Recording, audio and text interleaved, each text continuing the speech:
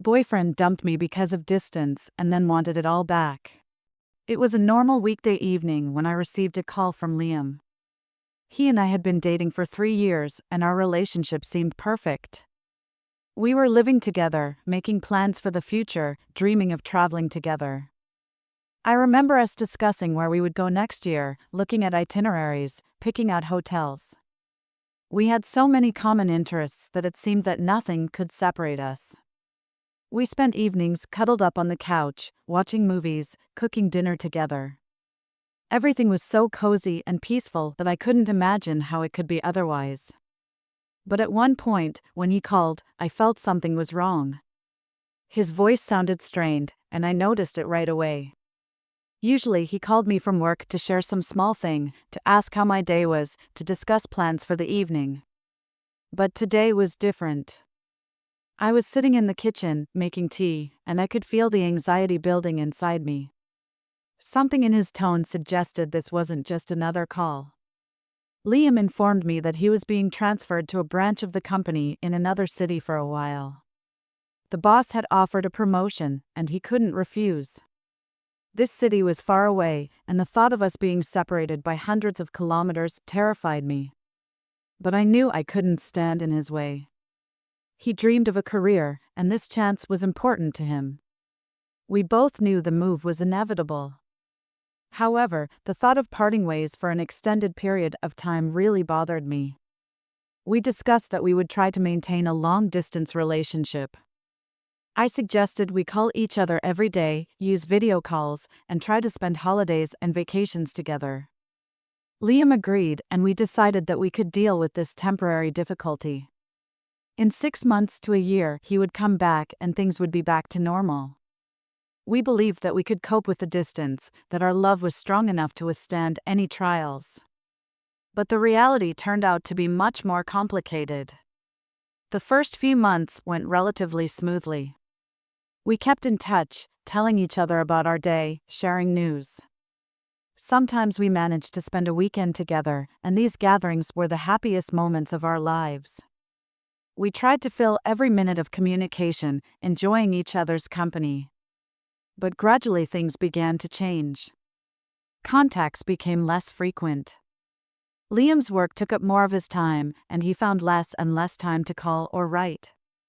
I began to feel that we were drifting apart, even though outwardly everything seemed normal. We continued to discuss things we had in common and make plans for the future, but the feeling of closeness was slowly fading away. Weekend meetings became rare, and each of them left behind mixed feelings of joy and sadness.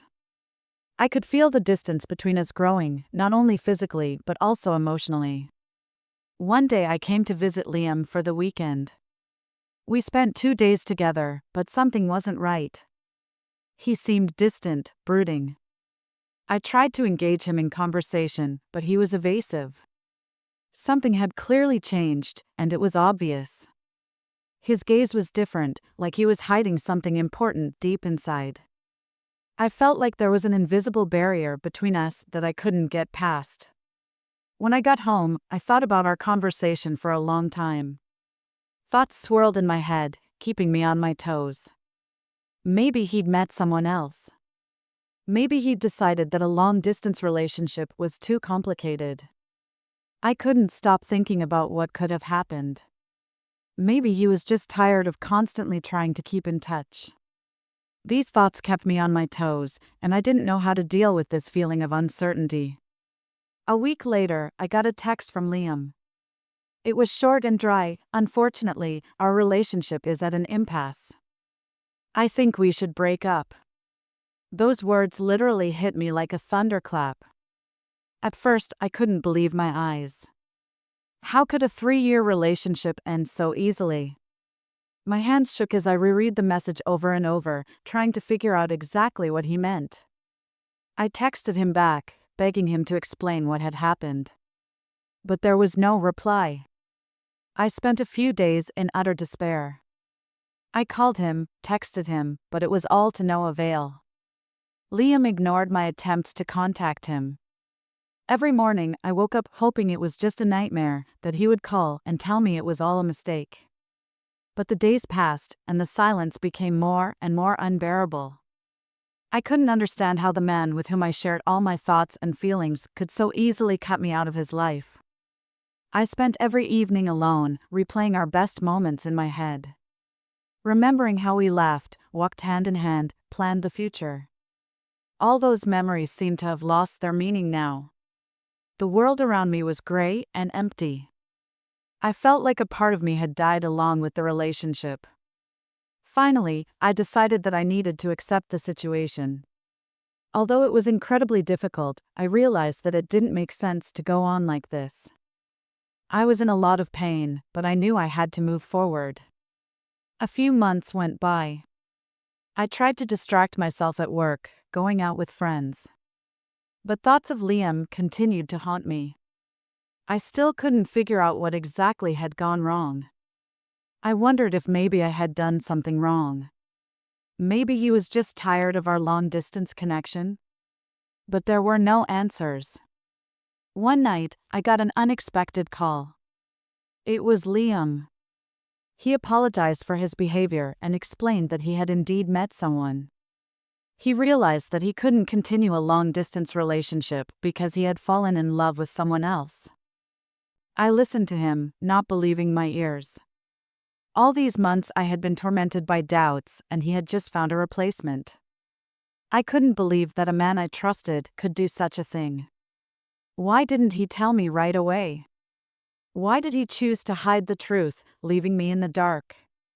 These questions swarmed in my mind, but I couldn't find the strength to ask them out loud. His explanation didn't comfort me. The pain of betrayal was too strong. I hung up the phone without saying a word. The news broke me. I spent long nights without sleep, replaying our last meeting, our conversations, our plans. It all seemed meaningless now. I felt cheated and abandoned. How could one person be so easily replaced by another? Did our time together mean nothing? The pain of loss was sharp and deep. I realized that now I would have to deal with it on my own. There was no one to help me through it. But I knew I had to move on, despite the severity of what had happened. We haven't spoken since. I tried to forget about him, to erase from my memory all memories of our relationship. But it wasn't that easy. Time heals, they say, but sometimes wounds stay forever. Every night I lay in bed, hoping sleep would bring relief, but instead, memories of the moments we'd spent together came to mind. I could hear his laughter, feel his touch, see his smile. It was all like a compulsive movie that I couldn't turn off. Time passed, but the pain didn't subside.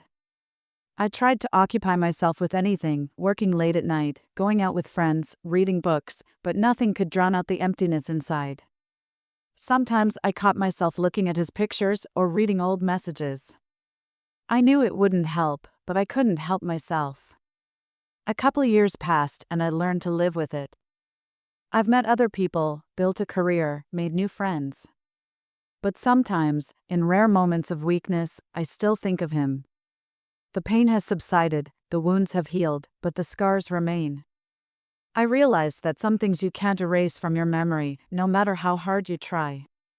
I met a young man named Pierre, and soon we started dating. Over the course of a year, we became close, understanding each other half-heartedly, and eventually, he proposed to me. Now we are standing on the threshold of our wedding, full of hopes and dreams of joint happiness. One day, coming back from work, I was walking down the street towards my house when I met him, Liam. At that moment, my heart beat faster and I got nervous. My first inclination was to turn around and walk away to avoid this unexpected encounter. But Liam noticed me, and despite my attempt to pretend I didn't see him, he stopped me and started talking as if nothing had happened between us. At that moment, a storm of emotions swept over me, and old memories that I'd carefully tried to blot out resurfaced. Although the pain that had once torn my heart was gone, all that was left was regret and disappointment in this man who had once meant so much to me.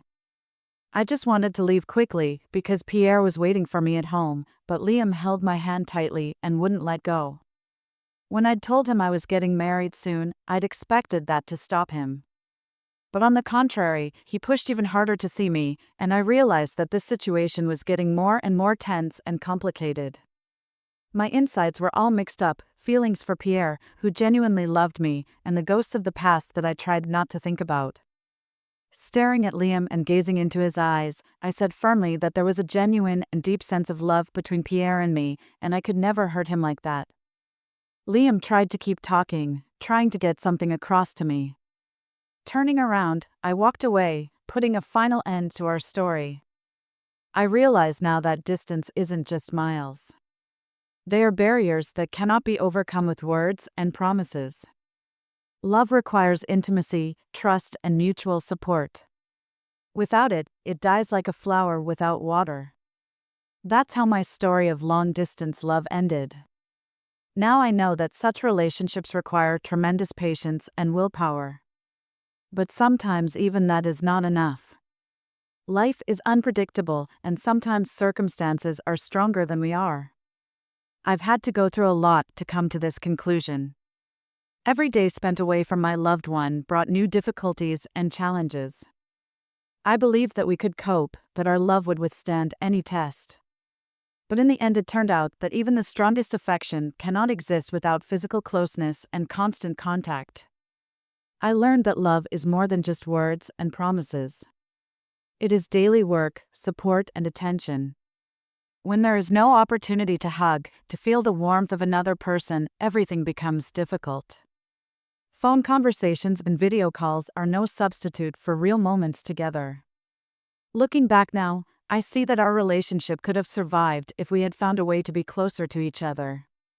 If we could have found a compromise that would have allowed us to see each other more often or at least plan a future together. But we didn't, and both of us suffered as a result. I am grateful for this experience because it gave me an understanding of what true love means. Now I cherish every minute I spend with my loved ones. I don't take it for granted anymore. I know how important it is to be close to those you care about.